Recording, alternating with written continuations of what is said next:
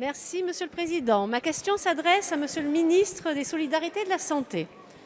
Il y a un an, l'Assemblée nationale a adopté la proposition de loi d'Alban Gaillot visant à renforcer le droit à l'avortement. Ce vote est important car il lève des freins qui s'opposent encore aux femmes et aux couples voulant mettre fin à une grossesse non désirée.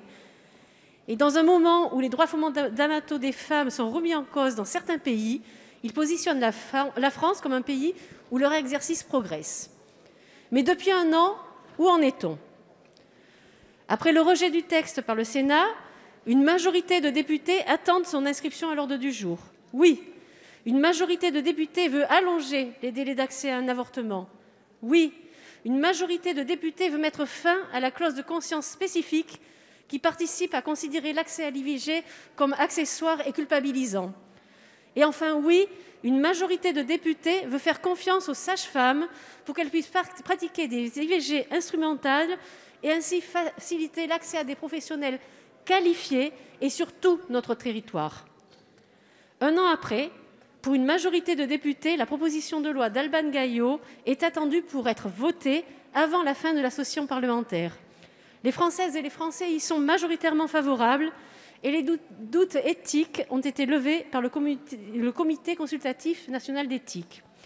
Ainsi, Monsieur le ministre, ma question est simple. En ce 28 septembre, journée internationale du droit à l'avortement, le gouvernement est-il favorable ou non à un texte de progrès qui lève les freins subsistant en France à l'exercice d'un droit fondamental? Merci.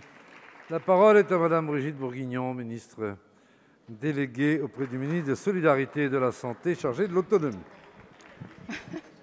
Merci, Madame la députée Delphine Bagary.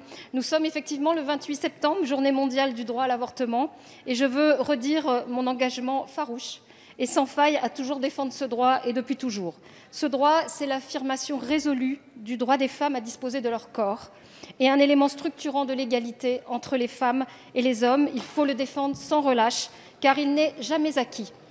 Vous m'interrogez sur l'extension du délai légal de 12 à 14 semaines, question majeure pour les femmes qui sont confrontées à une demande d'IVG tardive et qui ne résume pas à elle seule l'enjeu crucial de l'accès à l'IVG. C'est pourquoi j'avais saisi le Conseil consultatif national d'éthique qui a rappelé dans son avis l'importance des mesures de protection des femmes, de prévention et d'accompagnement. Le CCNE a aussi considéré qu'il n'y a pas d'objection éthique à allonger le délai d'accès à l'IVG de 2 semaines. Lors de l'examen de la proposition de loi pour le renforcement, je vous faisais part de mon humilité face à cette question. Force est de constater qu'il a aussi suscité une opposition viscérale sur certains bancs qui ont conduit au retrait de ce texte par le groupe parlementaire qui l'a présenté.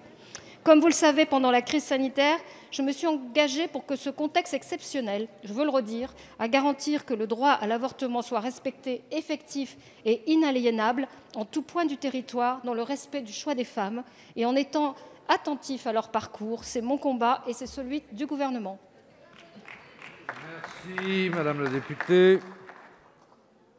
Merci, Madame la ministre. Ceci dit, une majorité de députés voulait que cette proposition de loi, l'a votée et voulait que cette proposition de loi soit inscrite à l'ordre du jour. Au cas où un groupe parlementaire ne puisse pas le mettre à l'ordre du jour de notre Assemblée, le gouvernement ne pourrait-il pas reprendre le texte à son, dans le PLFSS, par exemple?